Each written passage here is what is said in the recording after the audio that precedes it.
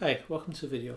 So we're going to cover tapping, and there's a lot of different types of tapping, but we're going to go over just basics.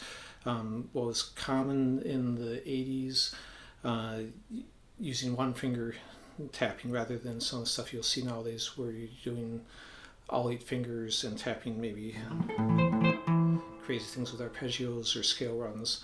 And if you want to see some of that, check out players like Stanley Jordan, Michael Romeo. There's a lot of players who do that, but again, this is more entry level tapping stuff. We are going to use some licks from Van Halen and from Randy Rhoads, so there'll still be some good players, the licks being used as examples. So we're going to start off just with tapping basically what's a minor arpeggio on this. So usually when people think of arpeggios, they're thinking of sweeping and stuff nowadays. That's a common way that they're played. This arpeggio that I'm playing, just E, B, and G, E, G, and B. Same thing here, E, G, B, same 3 notes. So an arpeggio is just the notes of a minor chord played one at a time. If you know what the distance is of a minor third and a major third, that's basically all I'm doing here. So the first technique we're going to do is, now you can tap with your finger and with your pick still in your fingers and use your second finger to tap. You could tap with your pick, which is what Randy Rhoads would do on some of his songs, and you could tap with the first finger, and that's what we're going to do on this one, just to keep things simpler. Even though the Randy Rhoads example, he did tap with a pick, we're just going to use the first finger. And I'm going to rest my thumb on the top of the neck. That way I can kind of use as an anchor to keep me in position, and it also helps orientate me on the neck better. I can also use my palm to touch the bass strings so that you don't get noise ringing off those. So this first tapping I'm doing on the second string. So I'm going to tap, basically just doing a hammer on, but with the right hand, hitting down with enough force to sound the note, and then pushing down and out to make a pull off, basically back to the notes behind this. So tap, push, pull it off, and then pull off it from the pinky to the first finger. So that's a basic first pattern we're going to do that's seen in hundreds of songs. You'd see it all over the place, and you can move this anywhere on the neck and use the same sort of pattern. At first, just go slow and make sure you get 3 distinct notes. 1, 2, 3. That way, when you start going faster with it, you don't lose your synchronization. Because that's the main problem people will have, is that when they go faster, their fingers will get out of sync from each other. So that's with pull-offs. Then we're also going to do it just with hammer-ons. So we're going to have the pinky up, tap, create the sound of the pull-off with the right hand, and then hammer on here.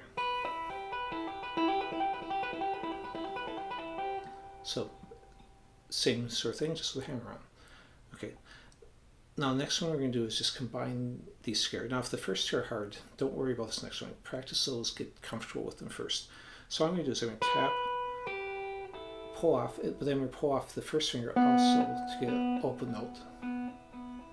Just be careful you don't brush across and get the first string also.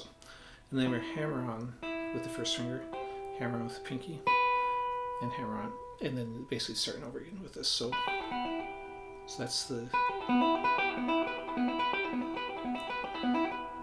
idea. So still relatively easy if you feel comfortable with the hammer-ons and pull-offs. Now the first example we're going to do from Van Halen, when I finish this, will move basically from the 5/8 to 4/7.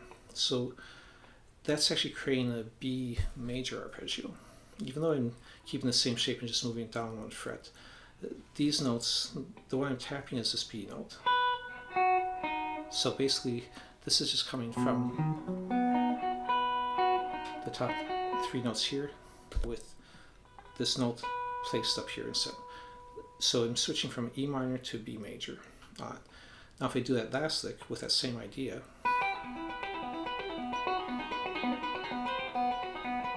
and I can switch at any point, however many reps I want, So let's go and jump into the lick from Van Halen that I was kind of stealing that little change from. So this is from the later section of the tapping in the song Eruption. So basically it's just using the hammer like we did before. And you can do it in the song, it's 8 times, and then it moves back to 4/7. And it does that 8 times. Then you go back to the 5/8, and you're just going to alternate. And you do that 8 times also, just back and forth. With each 5/8, 5/4/7, that counts as 1 repetition. So you can go ahead and work. So that's a good exercise for getting down that hammer-on idea. And I'll show tab for all this too at the end, so don't worry about having to remember any of these. I'm just going to run through them quick. The next one I'm going to do is going up to 15, and then I'm going to go to 10 and 13. And here I'm going to keep this note repeated. So this hand's going to just move down 1 fret each, keeping the same shape as using earlier when it's down here at 5 and 8. And this one's going to repeat. Sometimes that would be called a pedal note. You see that all the time in rhythms. For example, you might have an open note repeat, and then you have chords going behind it, or on Crazy Train, you have this note repeated, and then you add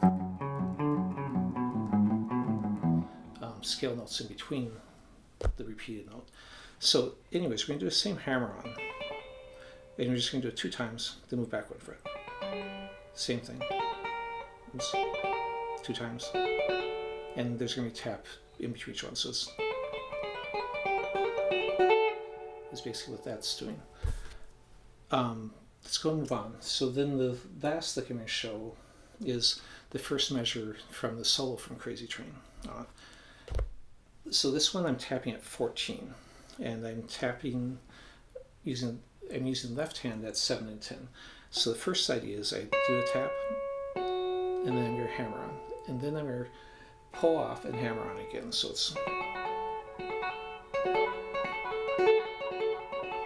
just get that down. In the song, they only do it once, but do a bunch of repetition to get comfortable with it. Now the next technique would be a double tap with this side. So basically what I mean by that is I'm going to hit it, come up, and then hit it again. And you want to just keep that close to your neck. So you get just like a little bounce off and then right back on. And then basically I'm going to do a pull off and a hammer on.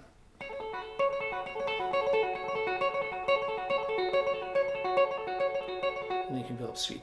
Now if you want closer to a sound that they're doing, I'm pretty much playing a clean sound with a little bit of reverb. If you add digital delay and distortion stuff, you'll get a closer sound to what the original stuff was.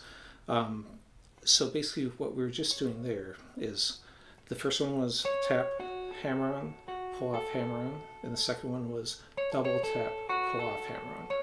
And then in the piece, that second one they do 3 times. So you're basically going like,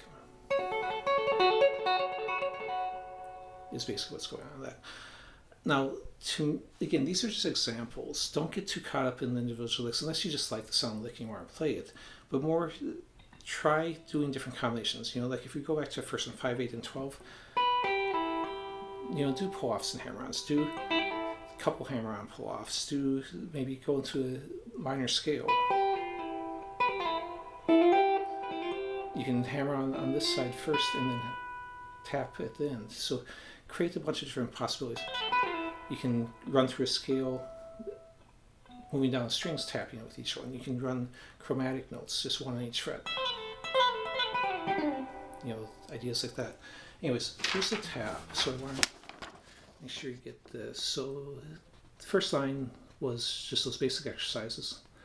Then you have the next 2 lines are the 2 licks from Eruption, and the last one was that lick from Crazy Train, Randy Rhoads.